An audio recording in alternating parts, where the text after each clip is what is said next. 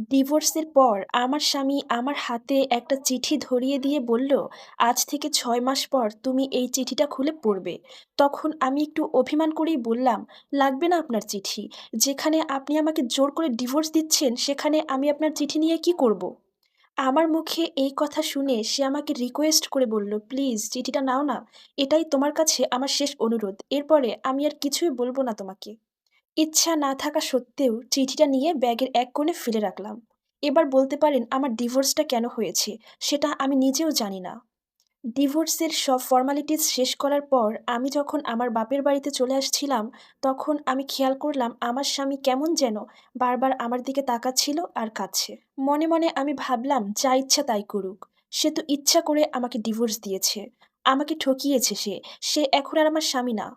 আজ থেকে ঠিক ৪ বছর আগে রিলেশন করে আমাদের বিয়ে হয়েছিল। কিন্তু সে এখন এমনটা করবে এটা আমি স্বপ্নেও ভাবিনি। বাসায় আসার পর আমার বাবা-মা, আমার ভাবি সবাই আমাকে খারাপ চোখে দেখতে লাগলো। খুব বকাবকি করত। প্রতিটা রাতে আমি কান্না করতাম। কান্না করতে, করতে ঘুমিয়ে যেতাম। কখন যে ঘুমিয়ে যেতাম সেটাও টের পেতাম না। অনেক সময় কাঁদতে, কাঁদতে ভোর হয়ে যেত। এভাবেই পার হয়ে গেল একটা বছর। হঠাৎ আমার মনে পড়ল সেই চিঠিটার কথা, যেটা কিনা আমার স্বামী আমাকে ডিভোর্সের ৬ মাস পর দেখতে বলেছিল। কথাটা মনে পড়ার সাথে, সাথে আমি ব্যাগ খুলে চিঠিটা পড়তে আরম্ভ করলাম। চিঠিতে লেখা ছিল, "প্রিয় মারিয়া, আমাকে ক্ষমা করে দিও তোমাকে ডিভোর্স দেওয়ার জন্য। আমার খুব ইচ্ছা ছিল জানো, তোমার সাথে সারা জীবন সুখে শান্তিতে সংসার করব। কিন্তু সেটা আর হলো না।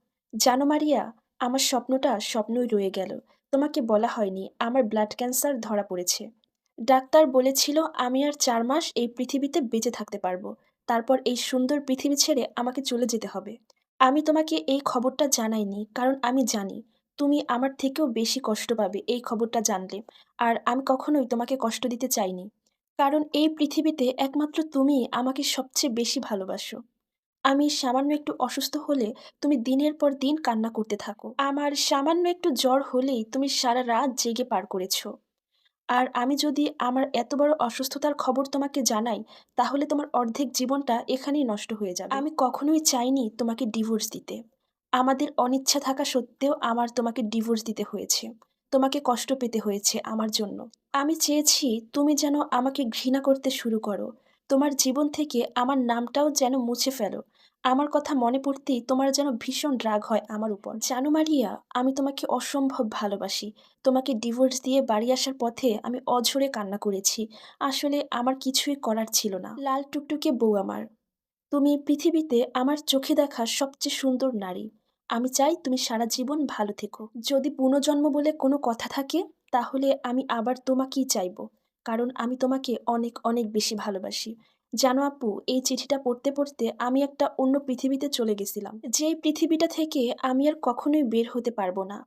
জানো আপু, আমার জীবনের সবচেয়ে বড় ভুল কোনটা? সেদিন যদি বাসায় এসে আমি চিঠিটা খুলে পড়তাম, তাহলে হয়তো আমি সেদিনই সবকিছু জেনে যেতাম। তাহলে আমি তার শেষ কয়টা দিন তার সাথে থেকে তার সাথে কিছু সুন্দর সময় কাটাতে পারতাম। কিন্তু তার প্রতি আমার এতটাই ঘৃণা জমে গেছিল যে আমার আর চিঠিটা পড়তেই ইচ্ছা করেনি।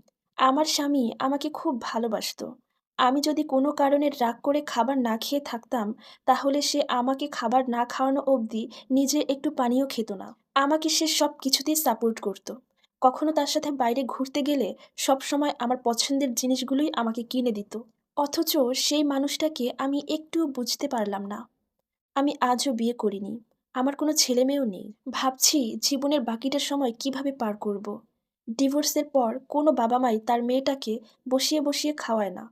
আমার জন্য বিয়ের পাত্র দেখে, মাঝে, মাঝে ঘটকও আসে। সবাই আমাকে বলতেছে বিয়ে করে নাও।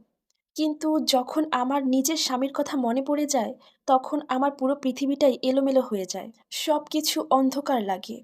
আমি কিভাবে তার স্মৃতিগুলো ভুলে থাকব? আমি অন্য কাউকে আমার স্বামীর জায়গাটা দিতে পারবো না। আর এই সম্পূর্ণ স্টোরিটা একটা আপুর জীবন থেকে নেয়া। ধন্যবাদ।